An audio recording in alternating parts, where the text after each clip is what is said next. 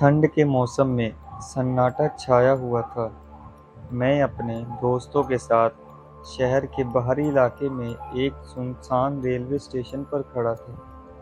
हम एक अजीब सी बात सुनकर यहाँ आए थे कि यहाँ एक भूतिया रेलगाड़ी चलती है। रात में, हाँ सिर्फ रात में। हमारे बीच में अमित सबसे ज़्यादा ही उत्साहित था। वो सबसे बहादुर भी था, या यूं कहें सबसे ज़्यादा बेवकूफ़। उसकी हिम्मत देखकर हम सभी उसमें शामिल हो गए। मज़े मज़े में हमने उसके साथ इस भूतिया सफ़र पर जाने का भी फैसला किया। वो स्टेशन पुरानी इमारतों की तरह उजाड़ और खंडर जैसा दिखता था।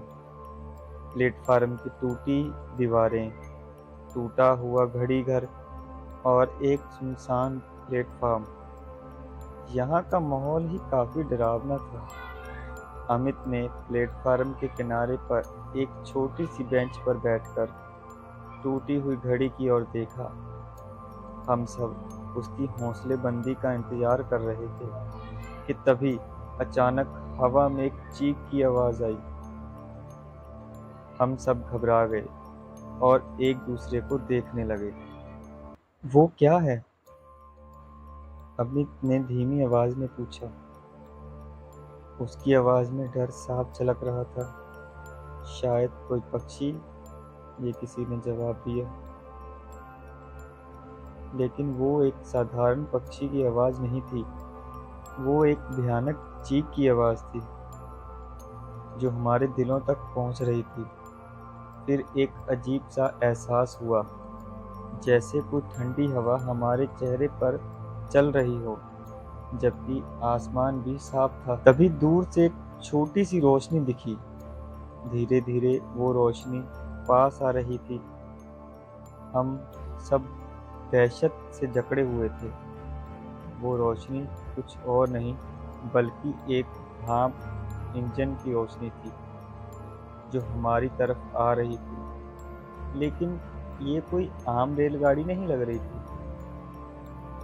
एक पुरानी जर्जर रेलगाड़ी थी जिसके डिब्बों में सड़ने वाली लकड़ी के तख्ते लगे हुए थे। खिड़की के शीशे टूटे हुए थे और धुएं के काले धब्बे भी थे। रेलगाड़ी धीरे धीरे प्लेटफार्म पर रुकी, लेकिन उसके ब्रेक लगने की भी कोई आवाज़ नहीं आई। उसने बस धीरे से प्लेटफार्म पर रुकना ही शुरू कर दिया। यह ये कैसे मुमकिन है? अमित ने फुसफुसाया। कोई जवाब नहीं। हम सब एक दूसरे को डर से देख रहे थे।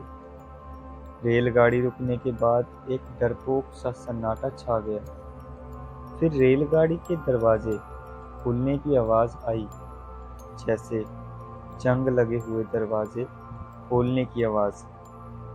धुएं के गुब्बार के साथ एक आदमी प्लेटफार्म पर उतरा। पुरानी सफ़ेद जोड़ी पहन रखी थी और उसके चेहरे पर एक भयानक सा मुखौटा भी था। उसकी आंखें खाली थी और उसकी मुस्कान भी बड़ी ही भयानक थी। हम सब घबरा गए और पीछे हट गए। हम समझ गए थे कि हम एक भयानक खतरे में फंस गए हैं। आओ, सवार हो जाओ, आदमी ने बोला। उसकी आवाज़ एक खौफनाक गूंज जैसी थी। हम सब एक दूसरे को देखने लगे। हम क्या करें, क्या करें?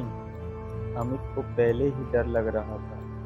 वो पहले ही भाग गया था। बाकी हम तीनों भी उसके पीछे भागे। हम उस भूतिया रेलगाड़ी और उस भयानक आदमी से दूर भागे। जितनी जोर से भाग सकते थे, बहुत जोर से भागे।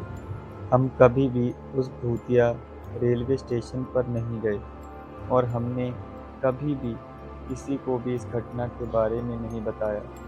लेकिन वो रात, वो भूतिया रेलगाड़ी और वो डरावना आदमी अभी भी हमारे सपनों में आता है। एक ऐसी रात जब हम भूतिया रेलगाड़ी पर सवार होने गए थे